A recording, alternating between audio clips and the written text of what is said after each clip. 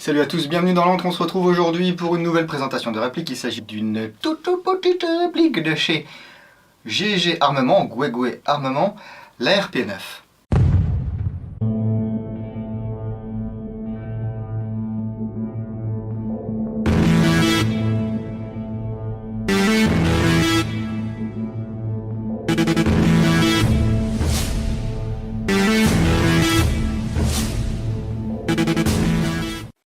Mystérieusement, vous étiez nombreux à attendre cette vidéo et vous êtes nombreux à attendre la review complète. La plupart des gens qui m'ont demandé de faire cette vidéo, qui m'ont poussé à faire cette vidéo, qui m'ont dit « presse-toi de faire cette vidéo », sont des gens qui possèdent déjà la RP9, donc c'est rigolo parce que vous avez déjà la réplique et vous voulez quand même voir la vidéo de présentation. Bon, pourquoi pas, hein. Donc une production Guegwe qui date de l'an passé déjà, le Combat Machine ARP9. Combat Machine, donc entrée de gamme de chez Guegwe. Et vous pouvez acheter cette réplique dans les différents shops français aux alentours de 220 € pour cette version. Il existe une version Battleship Grey et il existe une version limitée Black Orchid avec des pièces roses, violettes. Ceux-ci sont un poil plus chers. Vous voyez, la boîte n'est pas énorme étant donné que la réplique n'est pas énorme. C'est un petit PDW, hein, Personal Defense Weapon. La boîte est ce qu'on peut retrouver sur la gamme Combat Machine. La petite photo de la RP9.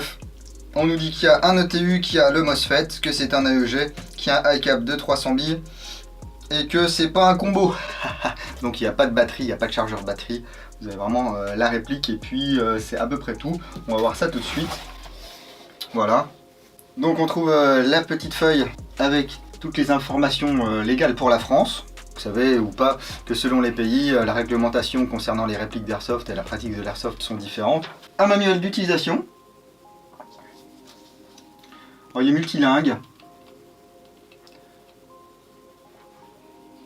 Et puis à la fin, vous avez l'éclaté. Et là en l'occurrence, il y avait un catalogue 2017. La réplique et les différents accessoires sont dans une coque en plastique moulé, enfin thermoformé sans doute. Bon, ça n'a pas aimé trop le voyage, hein. C'est con. Bon, la réplique n'a rien, les accessoires n'ont rien. Donc on peut dire que la coque a bien fait son travail. Vous savez, c'est un petit peu comme la structure de votre voiture. Si vous tapez un arbre ou un plot ou un cycliste par exemple, c'est votre voiture qui va se déformer pour éviter que ce soit vous qui vous déformiez à l'intérieur. On a une tige de nettoyage et de débourrage. Oh là là, Ling, il est vraiment pas politiquement correct, hein. Enfin, cela dit, maintenant qu'on roule à 80 km/h, il n'y aura plus de morts sur la route, hein. C'est le gouvernement qui nous l'a dit ça, hein. Bon, c'est surtout le pote du mec du gouvernement qui construit les panneaux et qui a du coup passé un marché de je sais pas combien de millions pour remplacer tous les panneaux. Ah, et toutes les sociétés privées de voitures radar. La réplique est fournie avec un chargeur ICAP. Alors ce sont des chargeurs, vous le voyez, type 9 mm long. Ici c'est un ICAP qui peut héberger jusque 300 billes. Voilà, avec une grosse molette ici. Au niveau du bas du chargeur. Alors si vous aimez les ICAP, les chargeurs supplémentaires sont à 35 €. Moi ce que j'ai fait, c'est que je me suis procuré des petits chargeurs mid-cap comme ceci, 60 coups. Voilà, parce que je préfère. J'aime bien recharger en partie et tout. C'est chouette, hein, le petit stress. Ah, j'ai plus de billes, machin. Donc les mid-cap sont aux alentours de 25 €. Et si vous avez décidé que votre RP9 fallait être une réplique de soutien, il y a le drum qui est sorti, qui coûte à peu près 60 € et qui peut contenir 1500 billes.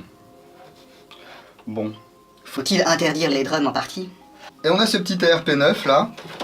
Hop, tout mimi. Oh, bah ça pèse son poids quand même. Ah, et en dessous, ouais. Attention, ça, ne pas l'oublier. Le petit macaron de chez Guegwe, la Top 5. Vous avez ici une case à gratter. Ensuite, vous allez vous enregistrer sur le site. Et il y a des répliques à gagner, je crois, tous les mois. Donc ça, le jetez pas. Si vous pouvez gagner une réplique gratos, ça peut être sympa. Moi, j'aimerais bien une petite GMG 42. Par exemple. Enfin, cela dit, je joue pas. Voilà, la RP9, je vous disais. Punaise, on va voir ça tout de suite. Faut dire au look, ça c'est spécial, c'est vraiment très court. Ça mesure entre 500 et 590 mm pour un poids de 2 kg. Donc, bah, mine de rien, c'est quand même assez massif. Bon, on a une gearbox là-dedans. Gamme Combat Machine. Cette RP9 est largement constituée de polymère. Le lower ici et le upper sont en polymère. Le petit garde-main ici quand même est en aluminium usiné numériquement, CNC. On va avoir des tiges ici pour la crosse qui sont en acier, une crosse en polymère également. Ça va être une des grandes différences avec la RP 556 qui lui est constituée en métal mais qui coûte 300 €. Donc vous voyez la compacité de cette réplique. Alors il n'y a pas 50 marquages, hein. Ici on retrouve au niveau du corps les marquages Guegui Armament. Un numéro de série gravé ici sur le corps. Le symbole Hemlock. Et également de l'autre côté. Et il y a également au niveau du support de crosse où on va retrouver des marquages également. Voilà. La crosse est vraiment toute rikiki, c'est vraiment juste un appui-joue hein, pour poser sa joue, comme son nom l'indique. Et puis une petite plaque de couche ici. C'est monté sur 2 tiges en acier, une de chaque côté. Et vous avez ici sur la partie inférieure un bouton. Voilà, qui va permettre de déployer la crosse. Donc il y a 2 positions, soit rentrée comme ceci, soit sortie. Pas de position intermédiaire. Ça vient se verrouiller ici dans des emplacements. On peut épauler ça. Alors j'étais assez étonné.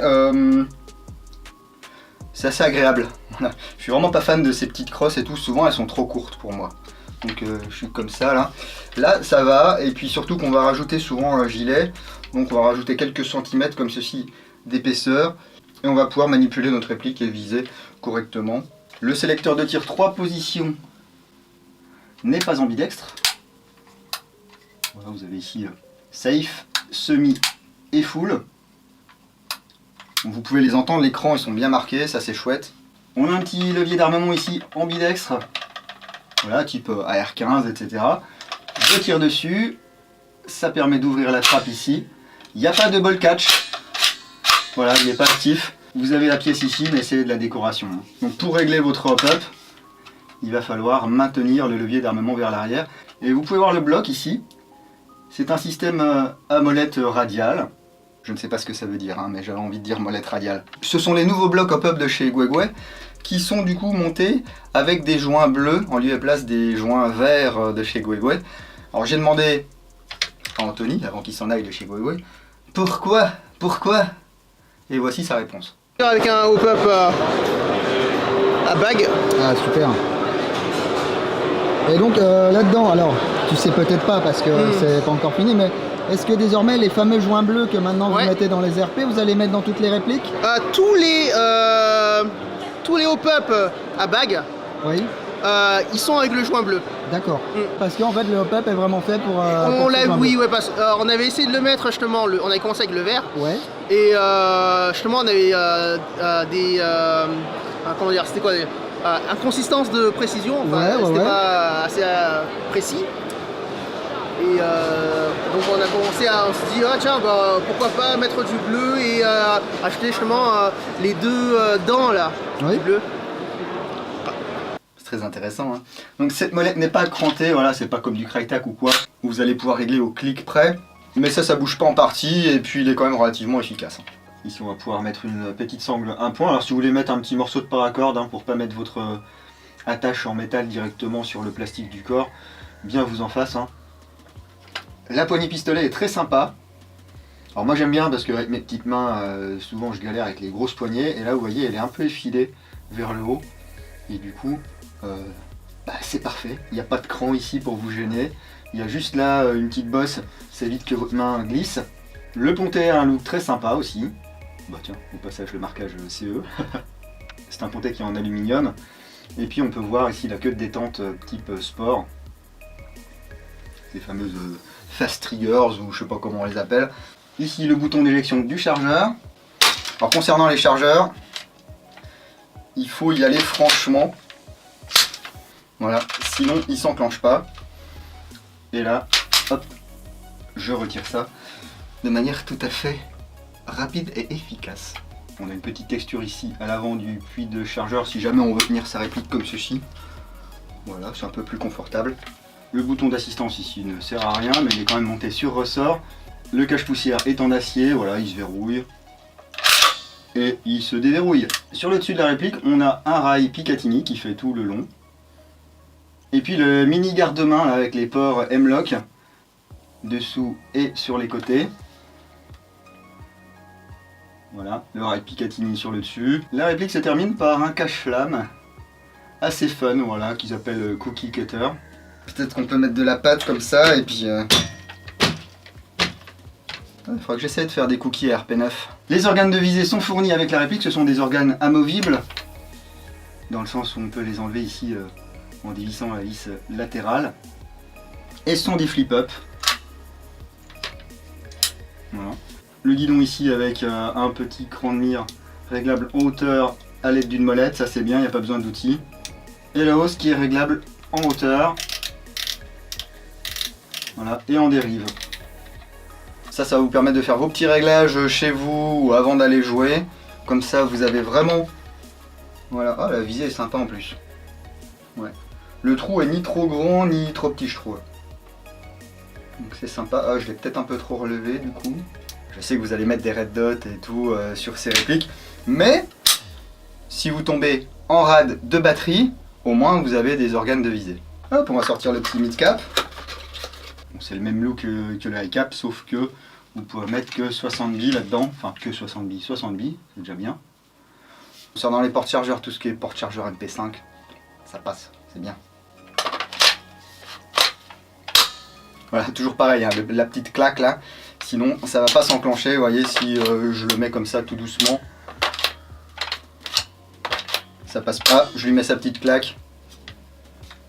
Et là c'est verrouillé. Vous voyez, le look est quand même relativement sympa. Ils ont un peu lancé la mode de ces petits PDW, Core AR15 et puis chargeur type 9 mm ou 45. Bon, ça change, c'est sympa. Alors moi, je m'interroge sur le fait que l'UMP ne se vend pas beaucoup. Ou alors on n'en voit pas beaucoup sur les terrains. Alors que ça s'est vendu comme des petits pains. Histoire de look, histoire peut-être receveur type M4, enfin je sais pas. Alors, comment c'est-il qu'on met une batterie là-dedans? Eh bien, on va retirer la crosse. Comme ceci. Et là vous avez un petit compartiment avec un bouton, voilà, qui va dévoiler tout un tas de saloperies. Donc on a du câble, hein, on a le MOSFET, le porte-fusible avec le fusible et puis une prise Tamiya Mini. Alors il y a de la place dans ce tube, hein. Le problème c'est qu'une fois que vous avez remis tous ces fils, le MOSFET et tout le bazar, c'est un petit peu compliqué. Enfin, disons que j'ai pas chez moi des sticks grands comme ça, voilà, assez fins pour mettre dans ce tube de crosse. Donc je m'embête pas. Voilà, je mets un double élément comme ça que je branche, tant bien que mal. Parce qu'après vous avez la prise d'équilibrage de votre lipo, il y a les câbles de votre lipo, il y a, enfin bref. Vous voyez ici, j'ai beau bourrer tout ce que je veux, ça dépasse encore. Bon bah je m'embête pas, je remets la crosse. Et puis je vais jouer comme ça quoi. Alors il existe des extensions, voilà, qui se mettent à la place du bouchon ici. Et qui permettent de mettre des batteries un peu plus longues et d'avoir de la place et de ne pas avoir les fils de la batterie exposés. Bon, en 7/4 ça reste quand même raisonnable hein, au niveau réactivité et tout.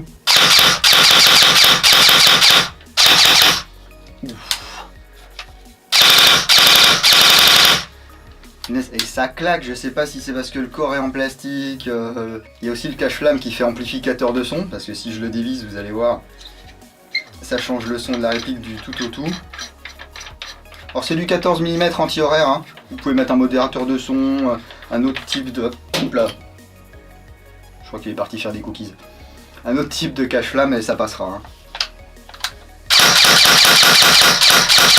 Bon, je sais pas si ça s'entend en vidéo, mais à l'oreille, on entend que ça claque un petit peu moins. Donc vous avez le TU là-dedans, hein, l'Electronic Trigger Unit. Donc ici, c'est un micro-switch qui va actionner le tir.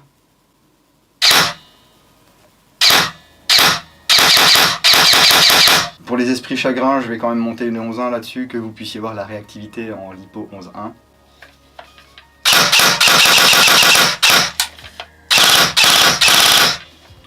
Ouais, je sais, ça vous plaît mieux. Guagoué annonce que la réplique est 11.1 ready, parce qu'il y a le MOSFET, parce qu'il y a le TU, etc. Bon, on verra sur le moyen et le long terme si la mécanique, elle, est LiPo 11.1 ready. Hein. Et avec la combinaison MOSFET ETU, vous allez pouvoir régler un burst de 3. Comme sur les autres répliques de la gamme, il va falloir se mettre en semi. Attention à bien retirer le chargeur et à tirer quelques coups à vide, parce que ici, vous allez voir, il faut se mettre en semi, on laisse appuyer, le coup part. On reste 10 secondes. Et là je devrais avoir un burst de 3.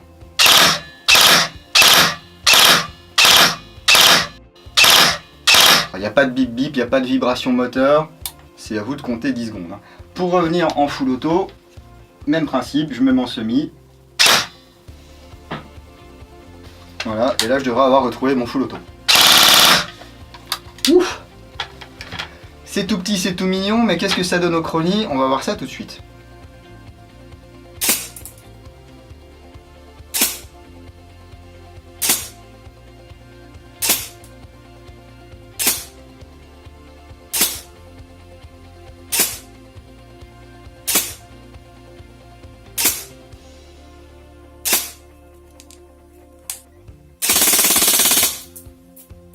Bon, ça envoie, hein. Par contre, on est un peu au-delà des 350 fps qui vous permettent sur la plupart des terrains de jouer en full. C'est con, ça veut dire qu'il va falloir ouvrir. Et ça, c'est ce que je ferai dans la review complète sur l'antre, le blog. Alors, je pense que j'ai fait le tour de cet unboxing de la RP9 de chez GG. Une réplique compacte mais pas si légère que ça, équipée de l'ETU, équipée du MOSFET, avec la possibilité de régler un burst de 3 si ça vous convient. Une petite bouille sympa, mais attention au type de batterie que vous allez utiliser et attention également à la puissance en sortie de boîte de cette RP9. Vérifiez bien ça chez vous si vous avez un chrony, parce que ce serait dommage d'aller en partie. Et si vous voulez jouer en full, bien sûr, d'être obligé de n'utiliser que le semi. Je sais que beaucoup d'entre vous ont craqué pour cette réplique, n'hésitez pas à me faire le retour dans les commentaires de cette RP9. Est-ce que vous en êtes content? Est-ce que vous en êtes pas content? Est-ce que c'est votre réplique préférée? Est-ce que vous avez eu des problèmes avec? Comment ça s'est passé avec le SAV? Si vous avez eu affaire au SAV, etc.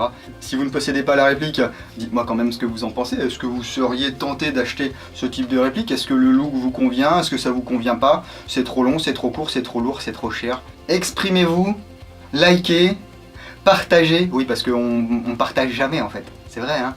On regarde un truc, oh bah oui, c'était pas mal comme vidéo, mais on partage pas. Dites à vos potes, allez voir l'antre du Foldingo là. Hein?